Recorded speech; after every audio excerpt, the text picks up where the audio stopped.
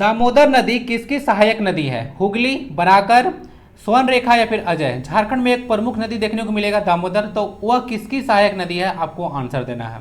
तो hello Jharkhand, welcome to learners garage education. आज की इस क्लास में देखेंगे क्लास नंबर 4 होगा, जो कि झारखंड जीके और करंट अफेयर का चल रहा है। अगर फर्स्ट टाइम यहाँ पे विजिट कर रहे हैं आप लोग, तो क्लास नंबर 1 से आप लोग देखिएगा। और आज का जेपीएससी कॉर्नर में क्वेश्चन नंबर 31 से लेकर 40 तक हम लोग देखने वाले हैं, जो कि होगा जेपीएससी पीटी 2021 पेपर नंबर 2। तो उस क्वेश्चन को भी आप लोग को ध्यान से देखना है। सारा क्लास काफ़ी ज़्यादा मेरा कॉम्प्रिहेंसिव रहता है, तो डिटेल में आपको सुनना है और साथ ही साथ रिवीजन के लिए पीडी भी रखना है, जो कि आपको मिलेगा @लर्नर्स गराज एजुकेशन। तो आइए क्लास को स्टार्ट करते हैं। सब में आपके लिए आपको जो है फायदा पहुंचाएगा ये लेक्चर, काफ़ी ज़्यादा कॉम्प्रिहेंसिव रहता है, इंक्लूडिंग करंट अफेयर्स। ओके, तो आइए देखते हैं क्लास नंबर 4। और आगे बढ़ने से पहले चैनल को सब्सक्राइब और वीडियो को लाइक जरूर कर दें। आप लोग बहुत कम लाइक दे रहे हैं। मैं पढ़ाने में कोई कमी नहीं कर रहा हूं, लेकिन आप लोग को पता नहीं क्या हो गया है, लगता है इलाज करवाना पड़ेगा। झाड़ फूक। दामोदर नदी किस स्थान से निकलती है और इसकी लंबाई लगभग कितनी है? गुप्त गंगा पर्वत से निकलती है, 675 बोला गया है। नगड़ी रांची से बोला जा रहा है, 592 किलोमीटर। चित्रकूट पर्वत है देवघर से। और फिर सोनजुरिया फॉल्स छोटा नागपुर पलामू से बोला गया, 592 किलोमीटर। तो इसका आंसर डी हो जाएगा। सोनजुरिया फॉल्स छोटा नागपुर प्लेट्यू पलामू से यह नदी निकलती है। यह देखिएगा झारखंड की सबसे लंबी नदी है और साथ ही साथ सबसे प्रदूषित नदी भी है। यह हुगली की सहायक नदी है। आंसर आपको मिल चुका है। पूछा गया था कि दामोदर नदी किसकी सहायक नदी है, तो दामोदर नदी जो है हुगली नदी की सहायक नदी है और यह 2 राज्यों में बहती है, झारखंड और पश्चिम बंगाल। ये याद रखिएगा। दामोदर वैली कॉर्पोरेशन के बारे में बात किया जा रहा है, जो कि 1948 का है। भारत की पहली जो है नदी घाटी परियोजना थी और इसके तहत आपको पता होगा बांध जो बनाया गया था 1953 में, पहला बांध वो था तिलैया, जो कि बराकर रिवर पे है। तो इसको आप लोग याद रखिएगा। नेक्स्ट आता है कोनार और बराकर इसके सहायक नदियां हैं, यानी कि दामोदर नदी की सहायक नदी कौन है? कोनार और बराकर, इसको याद रखिएगा। और इसे बंगाल का शोक भी कहा जाता है, ये चीज याद रखते हैं। बाकी यहाँ पे देख लीजिएगा, नगड़ी रांची से जो नदी निकलती है वह स्वर्णरेखा रिवर है। इसका 474 किलोमीटर लेंथ आपको लगभग देखने को मिलेगा। और इस नदी के बारे में बोला जाता है कि सोने के कण पाए जाते हैं। दूसरी बात है कि यह नदी अपने कोर्स के दौरान, यानी कि जब बहती है तो किसी भी नदी की सहायक नदी नहीं बनती है, सीधे से जाके बंगाल की खाड़ी में यह गिर जाती है, स्वतंत्र रूप से गिरती है। और इस पर आपको हुंड्रू फॉल भी देखने को मिलेगा, जो कि पूरे भारत का 35वां सबसे ऊंचा वाटरफॉल है। ठीक है, चलिए। तिरकुट पर्वत देवघर देख लीजिएगा। तिरकुट पर्वत से देवघर, यहाँ से एक नदी निकलती है, म्यूराक्षी रिवर ना, याद रखिएगा। म्यूराक्षी नदी, इसको मोर नदी के नाम से भी आप लोग जानते हैं। तो सारा चीज डिटेल में डिस्कस कर दिया। आइए अगला स्लाइड और कुछ डिटेल में है। तो यहाँ देख लीजिएगा, लिखा हुआ है स्वर्णरेखा नदी है, नगड़ी गांव रांची, इसके करकरी, कांची और खरकई, ये सब कुछ इसके सहायक नदी है। दामोदर नदी देख लीजिएगा, छोटा नागपुर पठार से निकलती है, पलामू से। कोनार उसका बोकारो नदी है। बराकर और जमुनी इसके सहायक नदियां हैं। पुनपुन नदी पलामू से निकलती है। ब्यूटेन, मदार और मोरहर इसके सहायक नदियां हैं। उत्तरी कोयल देख लीजिएगा, नेतरहाट लातेहार से निकलती है और औरंगा और अमानत इसकी सहायक नदियां हैं। दक्षिणी कोयल जैसे लावापानी जलप्रपात लोहरदगा से निकलती है और कारो और कोयना इसके सहायक नदियां हैं। म्यूराक्षी मोर नदी, जिसके बारे में चर्चा किया था। तिरकुट पहाड़ी देवघर से निकलती है। ब्राह्मणी, द्वारका, कोपई और बरकेश्वर इसके कुछ सहायक नदियां हैं, इसको याद रखिएगा। और झारखंड में एक इंपॉर्टेंट नदी है अजय नदी, यह आपको बिहार से आती हुई नजर आएगी, मुंगेर से कहा जाता है। और यह जो है अजय नदी के किनारे एक गांव है देवघर में, जिसका नाम है रोहिणी विलेज। और रोहिणी विलेज काफी इंपॉर्टेंट है, क्योंकि स्वतंत्रता संग्राम जो हुआ था यही गांव से शुरू हुआ था। तो पूछता है कि रोहिणी गांव जो है किस नदी के किनारे है, तो अजय नदी के किनारे है। ओके, तो डिटेल में डिस्कस कर दिया दामोदर नदी के बारे में। इनमें से कौन यहाँ पे छूट गया है? इनमें से कौन सा विकल्प खिलाड़ी और उसके खेल के साथ सम्मिलित नहीं है? दीपिका कुमारी तीरंदाजी, महेंद्र सिंह धोनी क्रिकेट, प्रतिमा कुमारी कबड्डी या फिर जयपाल सिंह मुंडा हॉकी। तो यहाँ पे जो आंसर होगा वह होगा प्रतिमा कुमारी। या प्रतिमा कुमारी जो है कबड्डी से नहीं है, यह जो है आपको भारोत्तोलन देखने को मिलेंगे, यानी कि वेट लिफ्टिंग से देखने को मिलेंगे। आइए कुछ 4 खेल यहाँ प्रिया हूँ और उसके बहुत ही इंपॉर्टेंट पर्सनालिटी जो हैं से जो उस खेल से बिलोंग करते हैं लिया गया है। जैसे प्रतिमा कुमारी, जो कि आपको पता होगा आंसर है, तो ये जो है भारोत्तोलन से है, न कि तीरंदाजी से। उसके बाद संध्या रानी देख लीजिएगा, रागनी कच्छप और राहुल भगत, ये सब भारोत्तोलन यानी कि वेट लिफ्टिंग होता है। भारोत्तोलन मतलब वेट लिफ्टिंग से रिलेटेड है। हॉकी में देख लीजिएगा निकी प्रधान, बहुत ज़्यादा इंपॉर्टेंट क्वेश्चन है। सलीमा टेटे देख लीजिएगा इनको। उसके बाद यहाँ पे संगीता कुमारी है, सुमराई टेटे, बिमल लकड़ा, माइकल किंडो, क्वेश्चन इस पे आ चुका है, माइकल किंडो। सिल्वानुस डुंगडुंग, ये भी जेपीएससी क्वेश्चन पूछ चुकी है। और जयपाल सिंह मुंडा तो पूछे ही मत, बहुत इंपॉर्टेंट बनता है क्वेश्चन इस पे। तो ये हॉकी से रिलेटेड है। तीरंदाजी में दीपिका कुमारी का नाम मत भूलिएगा। पूर्णिमा महतो है, मधुमिता कुमारी, लक्ष्मी रानी मांझी है, रीना कुमारी है, कोमलिका बरी, कोमलिका बरी इंपॉर्टेंट है, संजीव कुमार सिंह है और गोरा हो। तो दीपिका कुमारी को याद रख लीजिएगा, उसके बाद कोमलिका बरी को याद रखिएगा, पूर्णिमा महतो को याद रखिएगा और हो गया। ठीक है, इतना चीज देख लीजिएगा, काफी इंपॉर्टेंट ये सबसे क्वेश्चन बनता है। क्रिकेट में महेंद्र सिंह धोनी जी हैं, सौरभ तिवारी हैं, लेफ्ट हैंडर है ना। और उसके बाद देख लीजिएगा ईशान किशन है, उसके बाद वरुण एरोन और राहुल शुक्ला आते हैं। सौरभ तिवारी के बारे में देखिएगा तो 2008 में जो अब देखिएगा वर्ल्ड कप हुआ था उस टीम का हिस्सा थे, लेफ्ट हैंडर बैट्समैन है ना, बैट्समैन है सौरभ तिवारी। ओके, तो डिटेल में हो गया। इसका आंसर हो जाएगा प्रतिभा कुमारी। ये कबड्डी से नहीं, ये भारत ओलंपिक से यानी कि वेट लिफ्टिंग से यह बिलोंग करती हैं। क्लियर है, डिटेल में डिस्कस कर दिया। विश्व कौशल शिखर सम्मेलन, ग्लोबल स्किल समिट बोलते हैं इसको, आप लोग ना मोमेंटम झारखंड के नाम से भी जानते हैं। 2019 में किस शहर में आयोजित हुआ था? तो यह रांची में हुआ था। आंसर इसका सी हो जाएगा। देखिएगा कि जो होस्ट किया गया था बिरसा मुंडा एथलेटिक स्टेडियम, आपको पता होगा खेलगांव रांची में है, तो उसी के द्वारा इसको होस्ट किया गया था। और जो रघुवर दास सरकार था उसी के ड्यूरेशन में शुरू हुआ था और द्रौपदी मुर्मू जी इसका उद्घाटन किया गया था इन लोग के द्वारा। तो आंसर इसका रांची हो जाएगा, रांची में हुआ था। और इसको यहाँ पर डिटेल नहीं डाला हुआ है। इसका देखिएगा ग्लोबल इन्वेस्टर समिट जो हुआ था 10 जनवरी से शुरू हुआ था 2019। ओके, तो 10 जनवरी 2019 से हुआ था। और इसका जो है उड़ता हुआ हाथी इसका मस्कट था, उड़ता हुआ हाथी। हाथी आपको पता होगा एलिफेंट जो है, एशियन एलिफेंट झारखंड का स्टेट एनिमल है। तो उड़ता हुआ हाथी जो दिखाने का मतलब ये था कि अब जो है झारखंड में पीछे नहीं है, अब झारखंड जो है उड़ान भरने के लिए तैयार है। यानी कि झारखंड में जो लोग हैं, युवा हैं, वह अब जो है और ज़्यादा डेवलप हो रहे हैं और आसमान की ऊंचाइयों को छू रहे हैं। तो उड़ता हुआ हाथी उसका मस्कट था, ये चीज़ आप लोग याद रखिएगा। आंसर इसका सी रांची हो जाएगा। Stadium Birsa Munda athletic stadium, Khelgaon Ranchi, ये सभी याद रख सकते हैं। झारखंड में नकदी फसल के लिए जोते हुए हो गया है, जोते हुए खेत का हिस्सा कितना है? तो ये ना मात्र 5% जो है खेत जोता हुआ होता है। ठीक है, देख लीजिएगा। नकदी फसल के लिए, नकदी फसल आखिर क्या होता है जरा बताइएगा, कौन उसमें आंसर दीजिए। देखिए, खेती योग्य बंजर जो भूमि है वह 4.2% है। अब जेपीएससी में ये ऑलरेडी क्वेश्चन आ चुका है, आपको देखने को मिलेगा। तो 4.2% जो भूमि है वह खेती योग्य है लेकिन वो बंजर है। उसके बाद प्रति भूमि यहाँ पे देखने को मिलेगा 17.38%। और टोटल एरेबल लैंड झारखंड में कितना है? 38 लाख हेक्टेयर। ये ध्यान रखिएगा, 38 लाख हेक्टेयर। कुल भौगोलिक क्षेत्रफल है 79.70 लाख हेक्टेयर। और अगर पूछेगा 79716 किलोमीटर स्क्वायर इसका आ जाता है। ठीक है, पॉपुलेशन डेंसिटी 414 है। सबसे ज़्यादा पॉपुलेशन डेंसिटी धनबाद का 1103 है। सिमडेगा का सबसे कम है 159। ओके, इसको याद रखिएगा। एक बैरल में इतना ही लीटर तेल होता है, वैसे आप लोग याद रख सकते हैं कनेक्ट करके। JREDA का गठन कब हुआ था? तो इसमें इसका फुल फॉर्म देखिए, होता है Jharkhand renewable energy development agency. इसका गठन किया गया था आपको 2001 में। इसको देख लीजिएगा, JREDA Jharkhand renewable energy development agency है। Is for the development of renewable energy, यानी कि जो है ये जो है झारखंड में सोलर एनर्जी बोल सकते हैं, यानी कि जो रिन्यूएबल एनर्जी है उसके लिए, उसके डेवलपमेंट के लिए इसको इस्टेब्लिश किया गया था। और झारखंड देखिएगा, झारखंड का सोलर रूफटॉप जो पॉलिसी आया था 2018 का था। और अभी झारखंड जो है solar energy policy 2022 last class में डिस्कस किया था, 2022 आया था। उसमें 1000 विलेज को जो है हमको सोलर से कनेक्ट करना है। ठीक है ना, ये टारगेट था 2023 तक, पढ़ाया था आपको। तो 2021 हो गया। JREDA का फुल फॉर्म देख लीजिएगा, पूछा जा सकता है। आप लोग जोहार का फुल फॉर्म लिखे जा रहा, लास्ट क्लास में डिस्कस किया था। RIADA निकाय का गठन कितने जनजातीय जिलों के विकास के लिए किया गया था?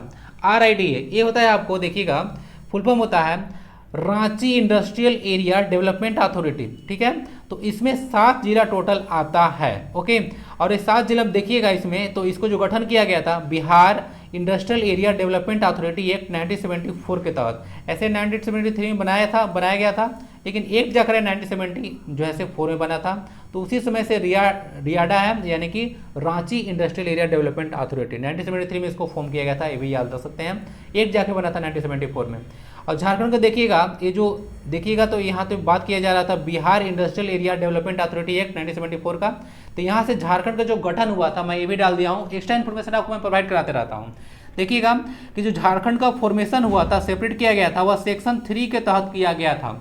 सेक्शन 3 के तहत बिहार रीऑर्गेनाइजेशन एक्ट का जो सेक्शन 3 था उसके तहत जो है झारखंड को अलग किया गया था। ओके ना, इसको ध्यान रखिएगा। तो आंसर इसका सी हो जाएगा 7। रियाडा जो है फुल फॉर्म भी देख लीजिएगा, 1973 में इसको फॉर्म किया गया था। 7 जिलों के विकास के लिए है, ठीक है, जनजातीय लोगों के विकास के लिए है। झारखंड में खेरवार विद्रोह किसके नेतृत्व में हुआ था? दुबई गोसाई, पटेल सिंह, भगीरथ मांझी या फिर इनमें से सभी?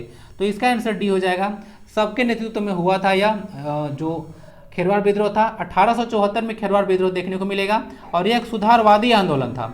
सुधारवादी में आपको अलग अलग तरह का सांस्कृतिक था कि मतलब जो है आप लोग को गलत कार्य नहीं करना है, शराब नहीं पीना है, तो ये सब कुछ इसका था, यानी कि एक सुधारवादी आंदोलन था, सोसाइटी को कैसे आप लोग बेटर बना सकते हैं।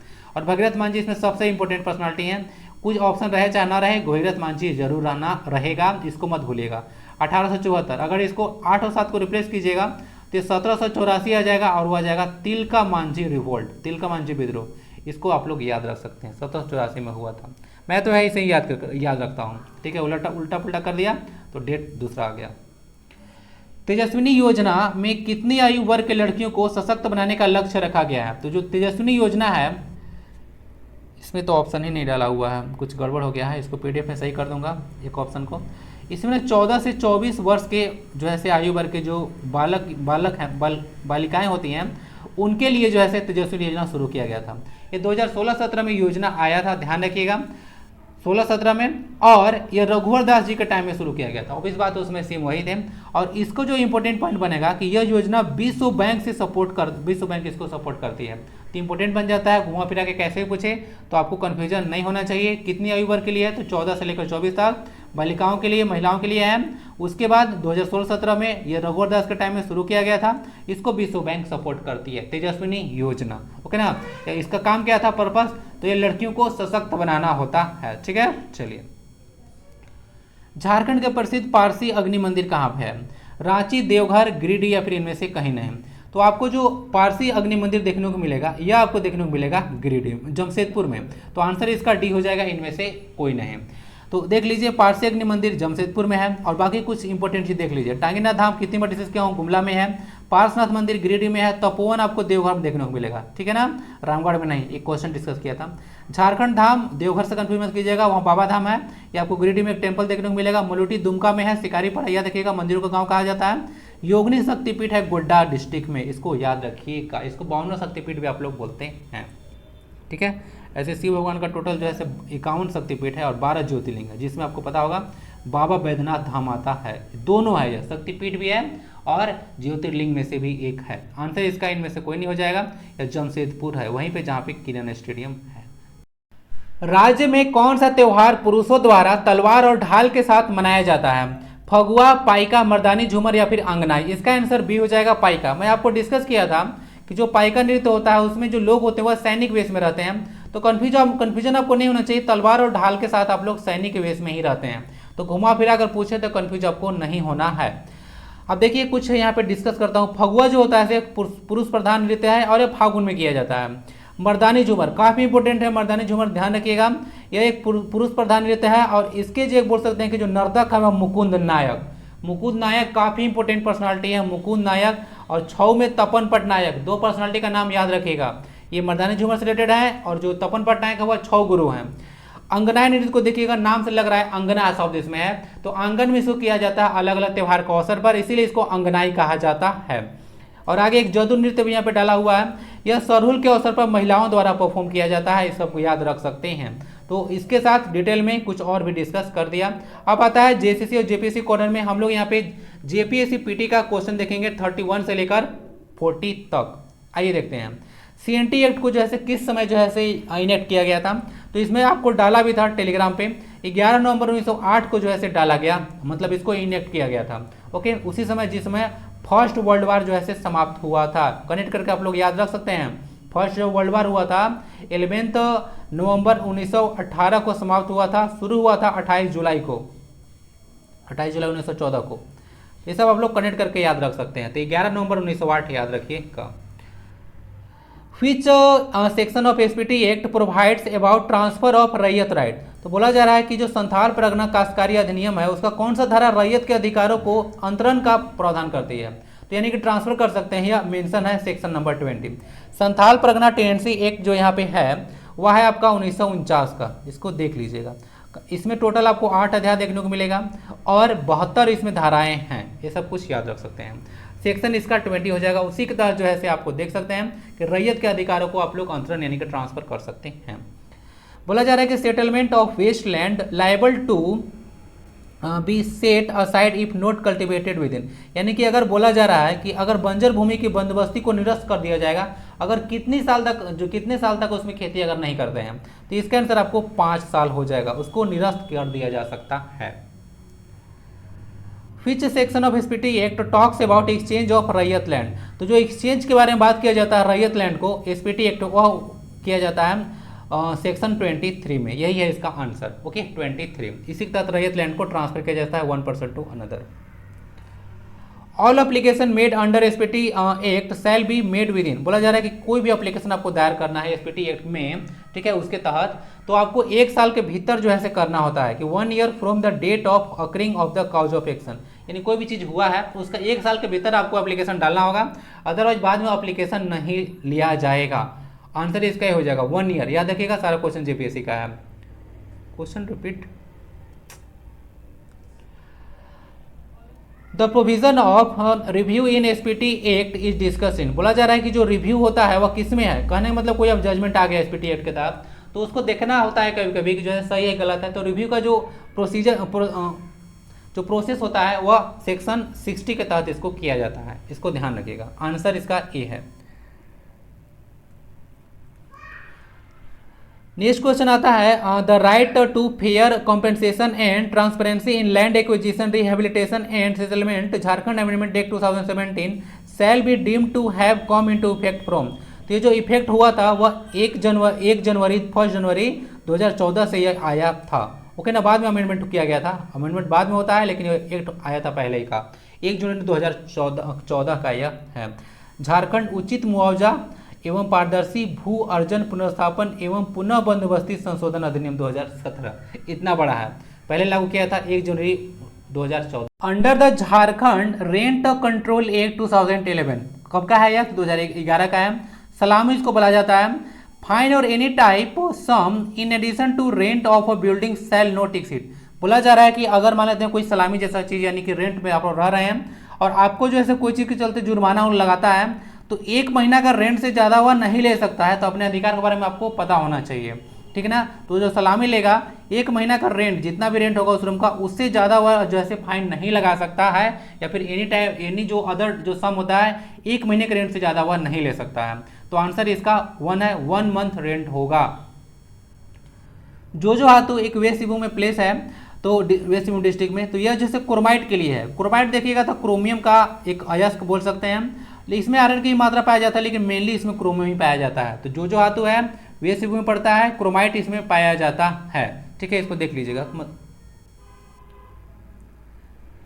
इन Jharkhand the reserves of uranium ores are available in. बोला जा रहा है कि जो रिजर्व है और यूरेनियम ओर का वह कहाँ पे है, तो ये जादूगोड़ा में, उसके बाद नरवा पहाड़ और उसके बाद तुमराडी, सब जगह से देखने को मिलेगा। तो इसका ऑल ऑफ द अबव हो जाएगा, आंसर डी हो जाएगा।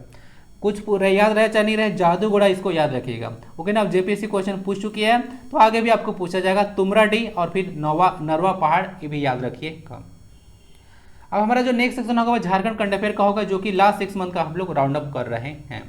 तो आइए पहला क्वेश्चन देख लेते हैं। पहला क्वेश्चन में बोला जा रहा है कि झारखंड की सरिता कुमारी है, उनका संबंध जो है किस खेल से है, तो इनका संबंध देखने को मिलेगा साइकिलिंग से है। न्यूज में क्यों आई थी, क्योंकि ये खेलो इंडिया वुमेन साइकिलिंग चैंपियनशिप हुआ था लीग चंडीगढ़, उसमें इन्होंने 1 स्वर्ण और 1 रजत पदक जीते थे, इसलिए न्यूज में आ गई थी सरिता कुमारी। तो याद रखिएगा इनका गेम है साइकिलिंग। तो स्पोर्ट्स वाला सेक्शन से आपसे क्वेश्चन पूछा जा सकता है, स्पोर्ट्स वाला सेक्शन काफ़ी इंपॉर्टेंट होता है।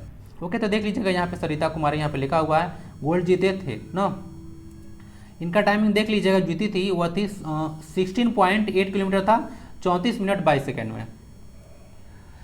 नेक्स्ट क्वेश्चन आता है रागी के उत्पादन में कौन सा जिला पहले नंबर पे आता है। तो रागी जो सबसे ज़्यादा होता है वो आपको गुमला में देखने को मिलेगा।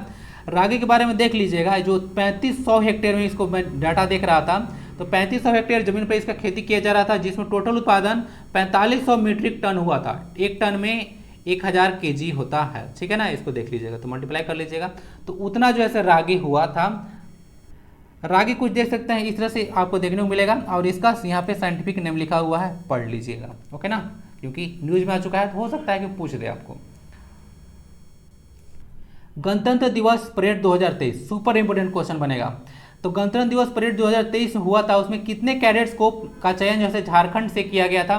तो टोटल जो स्टूडेंट्स थे यहाँ पे 6 आए थे, या कैडेट्स बोल सकते हैं, तो टोटल आंसर इसका 6 हो जाएगा।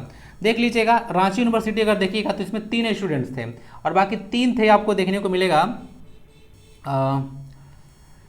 KVS का मतलब इसको मैं शॉर्ट में डाल दिया हूँ, ट्रिक आप लोग याद रखिएगा कहाँ कहाँ से थे, ऐसे तो पूछा नहीं जाएगा। रांची वाला कम से कम याद रखिएगा कि हाँ 3 जो गए थे पर्सन वह रांची यूनिवर्सिटी के थे। ये आपको हो गया कोल्हान यूनिवर्सिटी, और V से हो गया विनोबा भावे, और A से हो गया सिद्धू कान्हो यूनिवर्सिटी। तो इसको याद रखिएगा, एक एक पर्सन तीनों से गए थे और बाकी 3 यहाँ से, तो 3 3 टोटल 6 हो गया, ठीक है।